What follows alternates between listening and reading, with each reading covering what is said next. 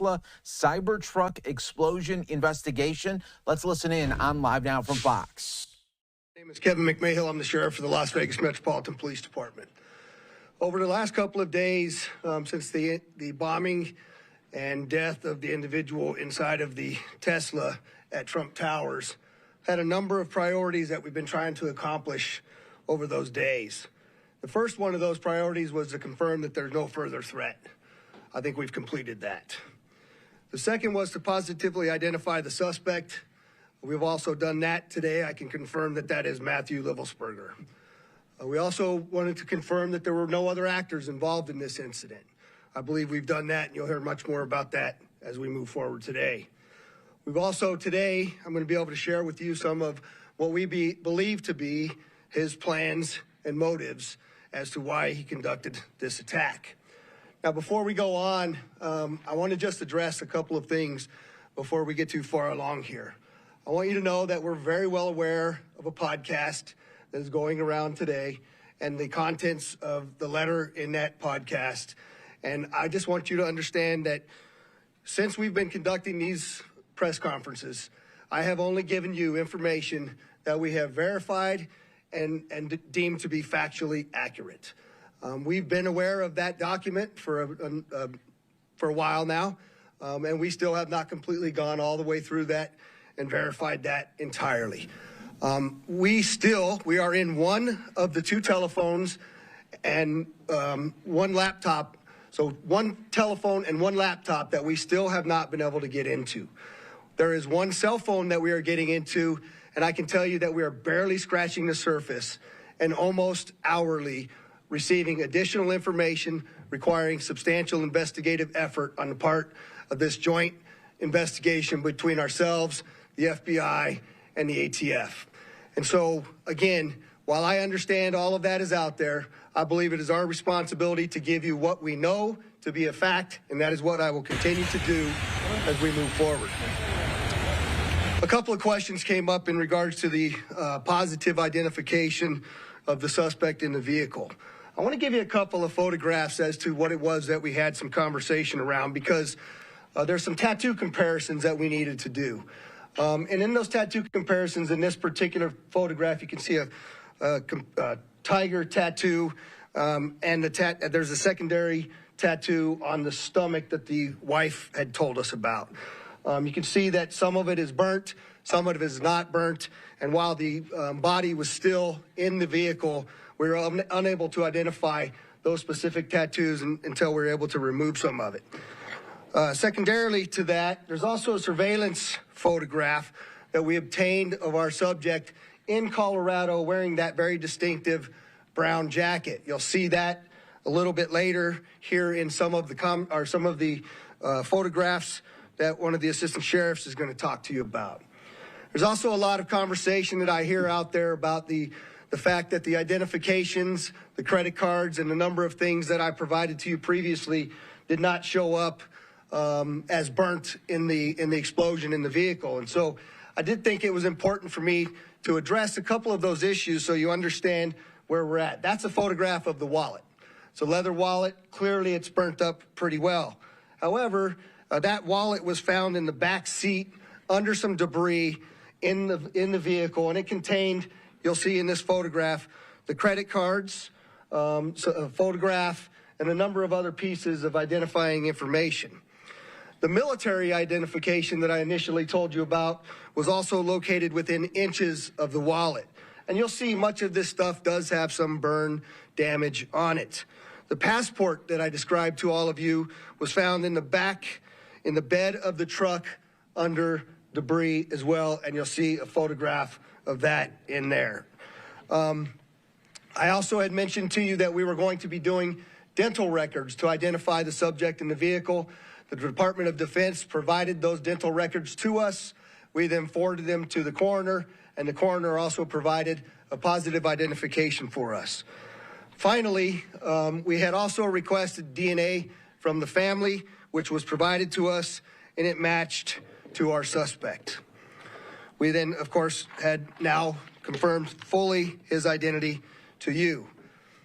There has been, again, a tremendous amount of investigative effort that has been conducted now, and I'm going to introduce to you Assistant Sheriff Dory Corrin to go over some of the extensive investigation that has occurred. Dory? Good afternoon. I'm Assistant Sheriff Dory Corrin. I oversee our Homeland Security and Investigative Services group, which includes our counterterrorism unit that's been working around the clock on this investigation. I just want to briefly share a few updates on some key areas to include the operational activity that led up to this incident, a little bit of information on the post-blast investigation as we know it today, and then finally some of the information that we're discovering most recently about motives and plans to give you some insight on why this individual committed the act that he committed.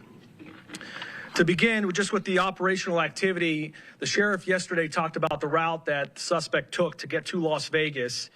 We used a lot of this information to be able to track down video surveillance footage around different locations, as well as financial records, as well as call data records, as well as looking at the Tesla charging stations to be able to determine exactly which route the individual took, but more importantly, that it was the individual that we've identified, as well as the only individual in the vehicle during the path that he took to Las Vegas.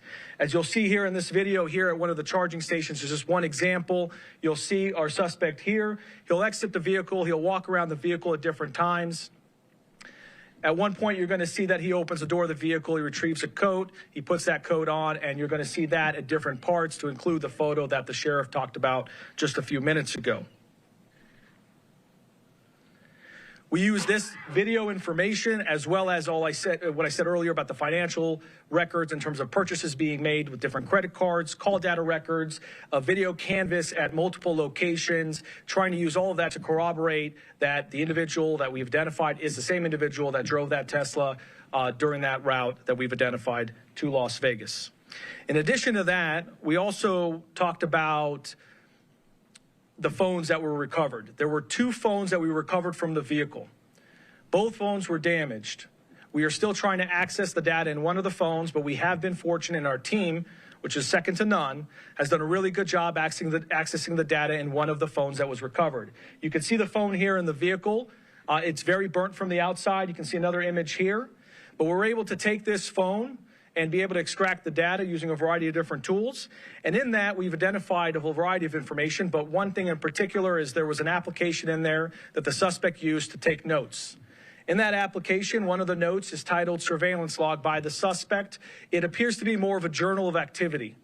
It dates for about 10 days leading up to the incident, from December 21st to December 31st of this past year. In that surveillance log, or as we would like to call it, a journal, because it's more of a diary of activity that he's conducting, we identify multiple locations that match what we have in the route. We identify activity that we've matched. So, for example, him purchasing firearms, him purchasing camping equipment or other types of equipment that were used in this incident matched what our data showed in terms of the route and the video surveillance we were recovering along that route.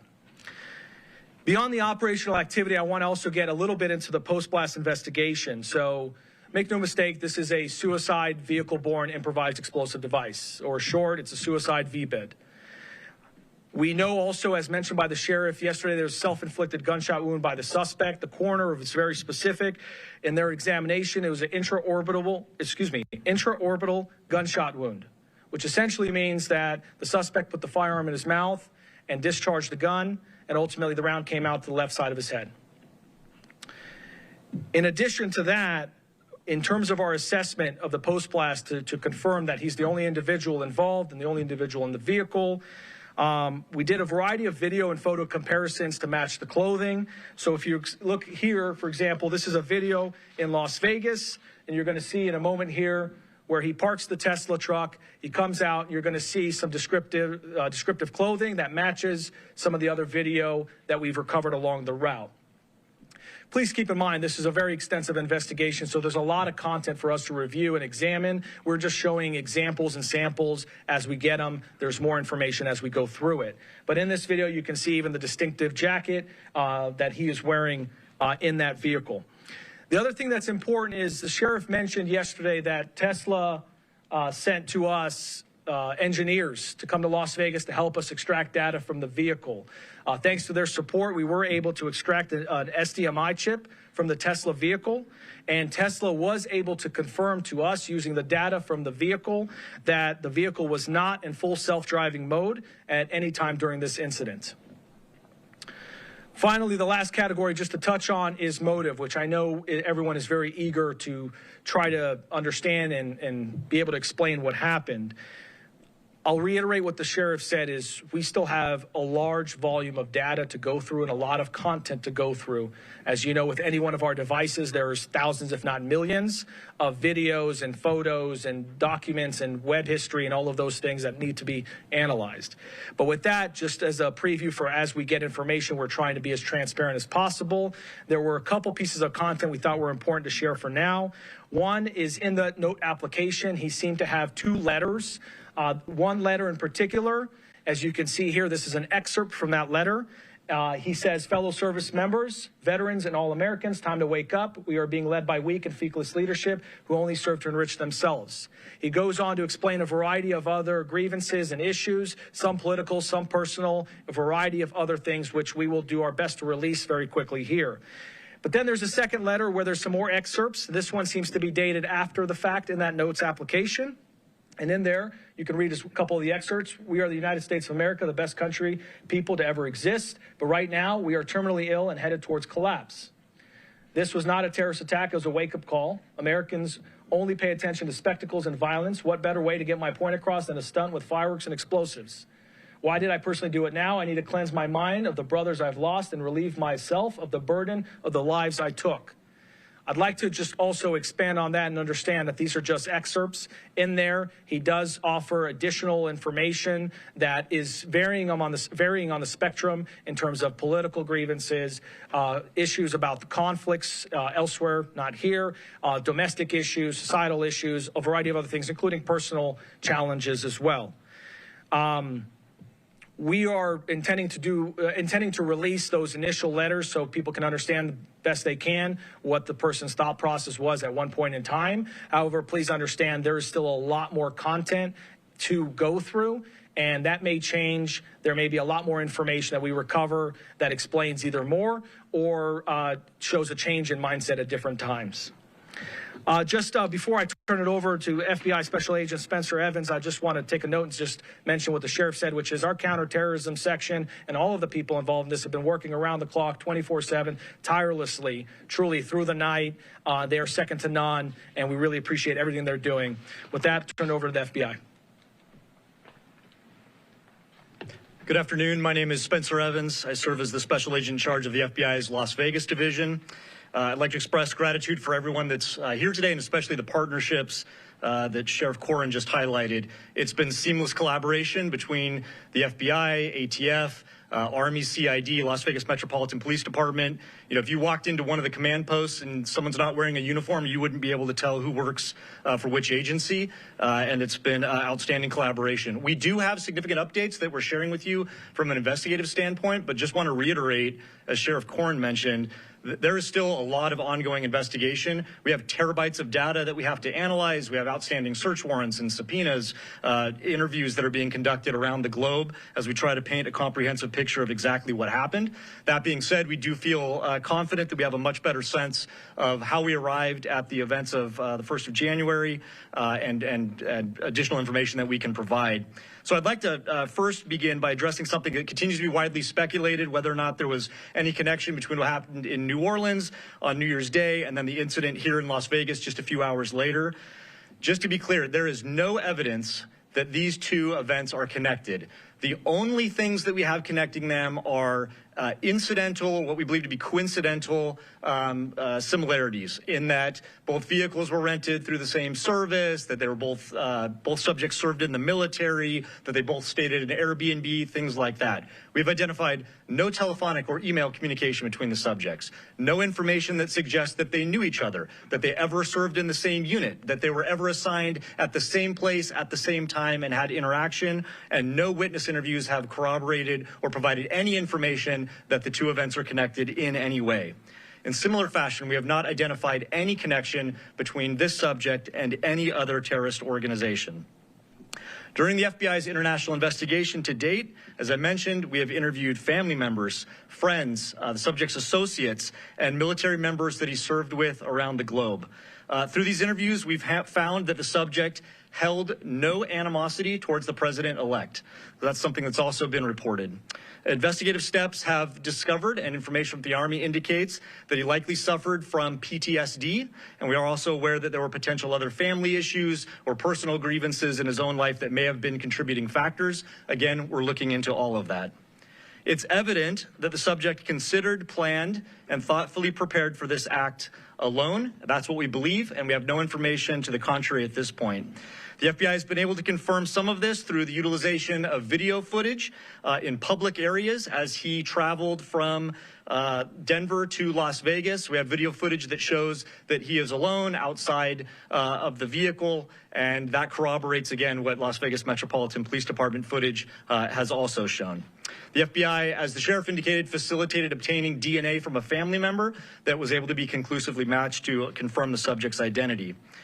As Sheriff Corrin mentioned, although this incident is more public and more sensational than usual, it ultimately appears to be a tragic case of suicide involving a heavily decorated combat veteran who is struggling with PTSD and other issues. Yesterday, I wanted to highlight, I mentioned a tip that was unverified that the FBI had received. Sheriff McMahon will talk about this. It's now floating around there on podcasts. This is a tip that the FBI received after the bombing occurred that seemed to describe some of the personal grievances that the subject may have held. We still have not conclusively determined that that's from the subject, but feel confident based on evidence that we're uncovering on his devices that that was in fact from Livelsberger. I want to reiterate that, prior to this incident, the FBI did not have any information on this subject. He was not on our radar. He didn't have criminal history. There was nothing that we would have been looking into him for up until this point.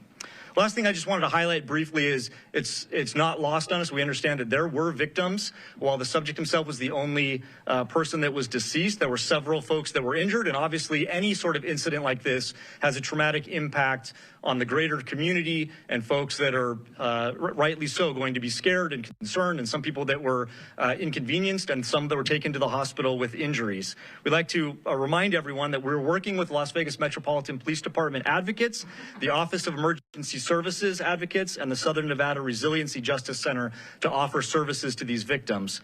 We recognize that there may be victims that are yet unidentified. So for those that might be suffering or otherwise impacted, we'd ask you to reach out to the FBI at 1-800-CALL-FBI. And in similar fashion, as we reiterated yesterday, anyone who has tips related to the subject or this particular incident, please call us at 1-800-CALL-FBI or submit a tip online at tips.fbi.gov.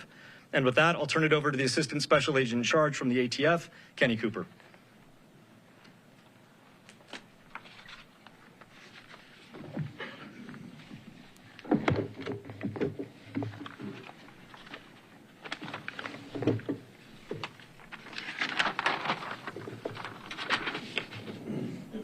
Good afternoon, everybody. My name is Kenny Cooper. I'm an Assistant Special Agent with ATF San Francisco Field Division. I have some very quick resource updates. ATF has brought in some of our top experts from our national response team that will assist with the sifting through the debris of the Tesla. And that's an abundance of caution to make sure that we've got the initiation sequence identified as best we can from the evidence that survived the thermal event of this explosion, and to ensure that no other bad actors were involved in the initiation of that device. Also, my second update is to the firearms purchased by our subject on December 30th, 2024. Our ATF investigators were able to track down that lawful purchase at a gun store in Colorado. Our subject arrived in that gun store by himself on December 27th and initiated the ATF Form 4473 and actually paid for those two firearms that were recovered from the Tesla on the 27th and was a sole occupant of a vehicle arriving and departing that on that date. And then on the 30th, we have video evidence of our subject entering that gun store as the sole occupant of the Tesla, he actually received and transferred those 2 firearms and took into his possession at that time and departed as the sole occupant in the Tesla. Those are the 2 updates that I'm here to provide to you at this time. Thank you.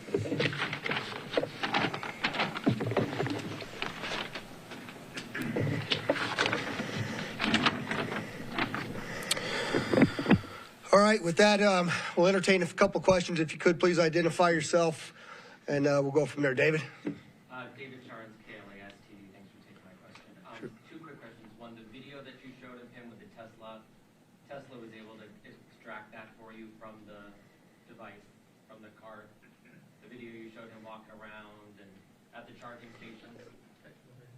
Yeah, so let me just, the question was, can we, the video that we show, sorry, I was standing back there, so I wasn't sure which one you were looking at, but the question is, the video that we showed at the Tesla charging stations, who provided that to us? I'll let Dory answer that. Without getting too far into the technicalities, there are various components in there that were retrieved. The SDMI card, it was not where the video was retrieved from. That was where we got the data to be able to determine that it was not in self-driving mode. However, Tesla did provide and helped our team be able to recover the thumb drive that records other types of data to include video by the Tesla. And what state is this in? Do we know? Kingman, Arizona. Second question is about the detonation. There's a lot of questions. How was he able to die by suicide and set this off? Can you just in very basic terms explain how that could happen to kind of stop these conspiracies that he's not? Yeah, so the second question is how are we able to explain the detonation versus the suicide? And we just believe it to be simultaneous at the time of the detonation. But again, that's why the ATF's bringing in the SABTs from outside to look at what that sequence was for the initiation of the explosion as well. And, you know, it's very difficult to see inside of those Teslas, even with the camera angles that we have. And so we still remain challenged on finding some of that exact timing on all of that. Go ahead. Hi, Stephanie Price, Fox News. Hi, Stephanie. Hi. We're seeing reports that he had another alias as Matt Berg and went on a TV show in 2013. Have you guys been able to confirm that? So the question is if we knew of a alias of Matthew Berg and he had been previously on a television show. We've seen that reporting but have not verified that reporting. Behind you. That's Kevin Nyes with NBC News. How would you describe his state of mind in these final days, given everything that you read from his notes app and the manifesto that you see that you referenced going around in the podcast? Have you guys been able to rule out that it was not from him, or is it still up in the air that it could have been from him? So the question is, how would I describe his state of mind in the manifesto that was described on the podcast? Have we been able to determine whether that was from him or not? And I'll answer the first part is I'm not comfortable giving you state of mind just yet. I certainly am leaning a particular way. But again, I'd like to be factual to you. I think when you read the documents that we're going to give you a link to at the end of this press conference, that you can go in and make some of your own assumptions about what that is. But I will tell you that part of my hesitation on that is I know that we have a lot more documents and number of things for us to uncover. And so I want to be able to provide to you only the factual information when I have it. And so I'm not gonna opine on what I believe his state of mind was at that particular time. But certainly, you can see some troubling aspects in his personal life as well. And I don't know if you want to address the second part, Spencer. Yeah. So in terms of the so-called manifesto that's circulating online. We have strong evidence to suggest that it was the subject that wrote it, but we haven't conclusively proven that yet. And that evidence relates to other evidence that we're finding that we're able to compare that lead us to believe it was in fact him who sent it. Jaywan? Do you have an update on... Is it Jaywan? Yes, Jaywan Okay. from 13. Do you have an update on the conditions of the other people who were injured? The question is, do I have any updates on the conditions of the people who were injured? And I'm told that they're all relatively minor injuries, and they've all been released from the hospital. Kristen Drummond with News 3. As you were showing us these excerpts, can you say why definitively he chose the Trump International Hotel and why he decided to come here to Las Vegas. Yeah, the question is, with the excerpts that we showed, can we definitively identify why he chose the Trump Hotel Tower location as well as Las Vegas? And the answer is no. In fact, I think when you read through some of that, you might find that there were some other considerations as well for other locations. And we can't verify all of that at this point, and so that's why I haven't talked about that publicly. Do you know what other locations he was considering, and were they here in Nevada? There was one location in Grand Canyon that was specifically talked about there, but we haven't been able to verify anything as well. All the way in the back. Thank you for taking my question. In regards to what happened in New Orleans, I know that you guys mentioned it's a coincidence, but what main evidence makes it different to what occurred with it? That it's not being considered a terrorist attack here.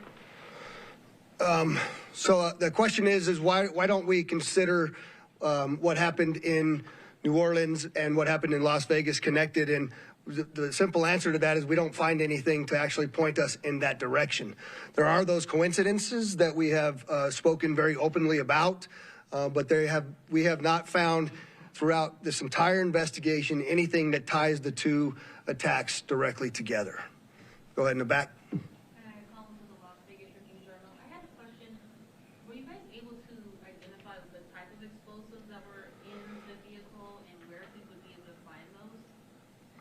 So the question is, were we able to identify the types of explosives that were in the vehicle and where he was able to find those? There's mortar-type fireworks in the back of the vehicle, some camping fuel, and we do know that it looks like from that document that we're going to provide to you that he may have stopped outside of a location in New Mexico and obtained those fireworks legally. But that is another aspect of the investigation that continues. Hi, Noble. Thanks for taking my question. We've heard that the suspect wasn't opposed to President-elect Trump. Do we know anything about what his political views were? The question is that we know that we've said that he was not opposed, the suspect was not opposed to President-elect Trump, and do we know what his political views are or were? There's a variety of different reporting out there, Noble, on what that is, and some of the people around him and what their particular political views were. I think when you read some of these documents, you'll see that he actually calls it a stunt in one of these documents that we're going to release to you, that he was trying to get the attention of the American people because he was upset about a number of different things. But I'll let those writings speak for themselves. I'm not conclusively telling you anything about his political affiliations at this point, but I think that's more to come on that. Sir? Anders Gutierrez with CBS News.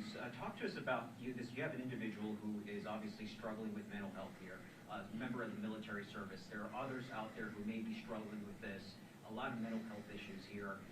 When they read these letters that you're about to release, how do you quell others who are struggling with the same from carrying out and seeing this as an inspiration? How do you quell the copycats out there? Yeah, so the question is obviously, there's mental health involved in this, as we've already talked about, and how do we quell the others that are similarly situated to him out there in America? And I think Spencer rightly talked about this for a moment. Is what you can tell by looking at this, that PTSD from a highly decorated United States currently serving military individual, from what I'm told, was 5 tours of combat. Obtained some of the highest awards you can get. It's not much different, quite frankly, than the reasoning why we started our wellness bureau here at Metro and taking care of the heart, mind, body, and soul of the people that are out there doing this work, because they're exposed to things, they see things, they hear things, they feel things, and they smell things that most normal people don't have to do. And the heroes that are serving in the military and on the front lines of America's policing are challenged that way. And so I think we need to really pay attention to those individuals, pay attention to what mental health in America looks like. And I think this is just one more incident that brings that to the forefront of where it is that we are in talking about these types of things. I'll take one more. Thanks for taking my question. Sure. Do you know why he chose a cybertruck? Was he trying to send a message considering who the CEO is? And then just really quickly, could you confirm if the podcast you're talking about is the Sean Ryan podcast? The Sean what? Is it the Sean Ryan podcast? Is Is that the name of it? Yeah. So can I tell you why he chose the Cybertruck is the first question. No, not really. I haven't been able to find anything definitive about it. Secondly, is it the Sean Ryan podcast? And yeah, that's the podcast that I'm referring to. And I'm sorry, there was one more hand over here that, go ahead. Guys, Channel 13 here in Las Vegas. Hi. Has there been any more speculation, more understanding on why he chose the route that he chose? Obviously, coming from Colorado, you can go through Utah. That's a more common way to hit the 15. Any more understanding when we're thinking about all the different potential sites that he could have chosen for this? So the question is do we know why he chose the route that he chose? I don't think we can tell you we know why he chose it, but I can tell you that there's some writings in those documents that we're going to release to you that he mentioned going to the border as well as going to the Grand Canyon. And so we continue to look through all of the available evidence to help us answer that question better. And with that, I'd just like to, again, thank you all for the great work you're doing in helping us get this story out. And obviously, as we get additional information, we'll push it out to you. Thank you very much. All right, so that is the latest update coming out of Las Vegas. And again, we just want to give you the latest notes in case maybe you just saw the tail end here. So again, no connection to the New Orleans terror suspect. Police say the suspect here was likely suffering from PTSD. They said he did act alone and was not on the FBI's radar and had no criminal history as well. They did release some new video and photos and also message exchanges and a little bit of a manifesto as well. So that is the latest there from Las Vegas. We'll take another 2-minute break on Live Now from Fox. Stay right here with us. More to come in just moments.